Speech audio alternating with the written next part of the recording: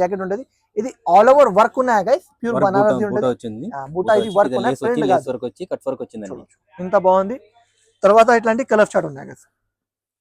Colour chart చాలా మంచి colour chart ఇచ్చిన గైస్, చూడొచ్చు ఇంత బాగుంది కలర్స్.